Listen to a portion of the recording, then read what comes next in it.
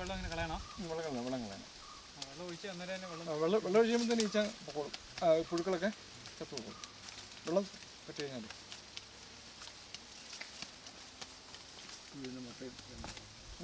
മുട്ടയൊക്കെ പോകുമല്ലേ? മുട്ടയൊക്കെ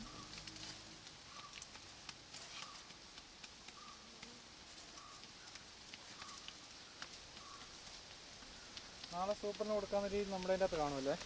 നോക്കിയേ ഇത് 4 ഫ്രെയിം കിട്ടിയാൽ മതിയല്ലോ. ഒരെണ്ണത്തിനകത്ത് 4 ഫ്രെയിം ഇത്ര വട്ടത്തിലുണ്ടാക്കി കഴിഞ്ഞാൽ അവിടെ കാണുന്നത്. അപ്പോൾ ഈ ഇന്ന് കാണുന്ന രീതിയിൽ അവിടെ ചെന്ന് ചെയ്ത് കൊടുക്കാം.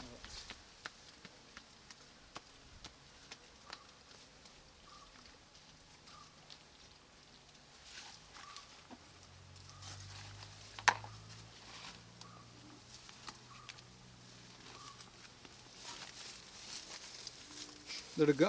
എന്നിട്ട് ഒരു 1/2 ഇഞ്ച് കനത്തിൽ മാക്സിമം കനം കുറച്ച് ഇങ്ങനെ കട്ട് ചെയ്ത് പോകുന്നു. ഈ മുല്ല കമ്പയിരുന്നത് ഇതല്ലേ ഇവിടെ? അതെ, അവിടെ 1/2 ഇഞ്ച് കനം മതി.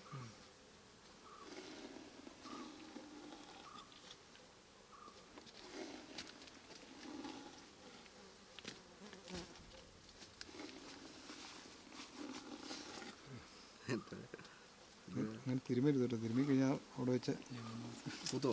അന്നേരം പിന്നെ കുത്ത് കിട്ടാൻ ഭാഗ്യം. അത് കിട്ടിക്കോളും. ഭാഗ്യം തന്നെ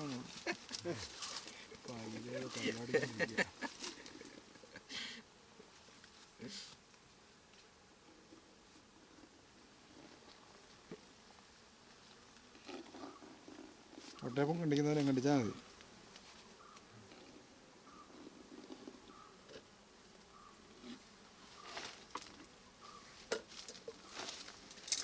ഇതുപോലെ ഒരു ഓർഗാനിക് എടുത്ത് വെച്ചിരിക്കുക.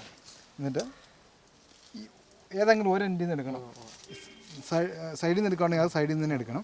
കാരണം നമുക്ക് എൻഡ് കണ്ടുപിടിക്കാൻ എളുപ്പമുണ്ട്. അപ്പോൾ ഇത് ഇവിടെ അല്ലേ മുകളിൽ ഇവിടെ ഇരുന്നത് അല്ലേ? ഇവിടെ ഇരുന്ന് അപ്പോൾ ഇതിങ്ങനെ ഇരുന്ന സാധനമാണ്. അത് നമ്മൾ തലതിരിച്ച് വെക്കണം. അടിയിൽ നിന്ന് പണി തുടങ്ങും. അടിയിൽ നിന്ന് മുകളിലോട്ട് പണി തുടങ്ങി കഴിഞ്ഞാൽ ഇത് ഇവിടെ മുട്ടിയിരുന്ന് ഇവിടെ മുട്ടിയിരിക്കാം അല്ലേ? അത്ര ഉദ്ദേശിച്ചാണ്. ഇവിടെ ഇരുന്ന് ഇവിടെ മുട്ടിയിരുന്ന് ഇവിടെ മുട്ടിയിരിക്കാം. മുട്ടിയിരിക്കുന്നത് അങ്ങനെ അത്ര ഒടിഞ്ഞാണെങ്കിലും കുഴപ്പമില്ല. ഒരു ചെന്ന് കഴിഞ്ഞാൽ ഒരു 5 മിനിറ്റിനുള്ളിൽ അടുത്ത പരിപാടി ഇവർ ഒട്ടിച്ചു വെക്കുക എന്നുള്ളതാണ്. ഇപ്പോഴത്തെ വെള്ളമാണ് വെള്ളം അവർക്ക് ആവശ്യമുണ്ട്. വെള്ളം എടുത്തോളൂ കേട്ടോ. വെള്ളം യഥാർത്ഥത്തിൽ അവർക്ക് ആവശ്യമുള്ളതാണ്. നമ്മൾ ടാപ്പ് ഈ വേനൽക്കാലത്ത് നമ്മൾ ടാപ്പിൻ്റെ വീട്ടിലൊക്കെ തേനീച്ചൊന്ന് വെള്ളം സംഭരിക്കുന്നത് കാണുന്നു. ടാപ്പിന്റെ അല്ല, നമ്മൾ കുളിമുറിയിൽ നിന്ന് വീഴുന്ന വെള്ളത്തിന്റെ എല്ലായിടത്തും ടാപ്പിൻ്റെ ഞാൻ പറഞ്ഞ അങ്ങനത്തെ കീഴിലൊക്കെ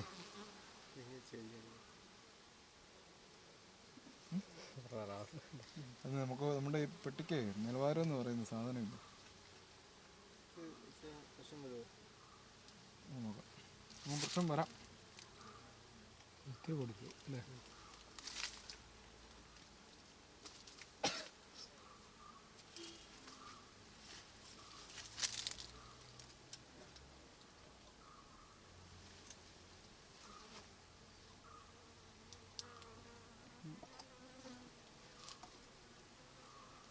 റബ്ബർ ബാൻഡ് വെച്ചില്ലെങ്കിൽ ചിലപ്പം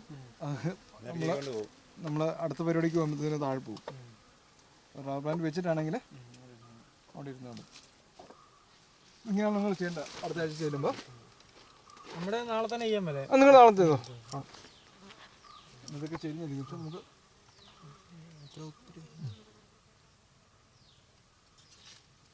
സൈഡ് ഏതാണെങ്കിലും കുഴപ്പമില്ല. അങ്ങോട്ടും ഇങ്ങോട്ടും അതും കുഴപ്പമൊന്നുമില്ല. അടി മുകളിലോട്ടാക്കിയാൽ മതി. അതായത് ഇത് നോക്കിയാൽ മതി. ഇതാ എളുപ്പം. മുട്ടിയിരുന്ന പറയുകയാണെങ്കിൽ അതാ ഇച്ചിരി എളുപ്പം. അവിടെയാണ് എളുപ്പം. അല്ലല്ല, കൺഫ്യൂഷൻ ഉണ്ടാകുന്നത് ഇവിടുന്ന് എടുത്ത് ആദ്യം എടുത്ത കൺഫ്യൂഷൻ ആവും. ഇവിടെ നിന്ന് എടുക്കുന്ന അടി വരണം.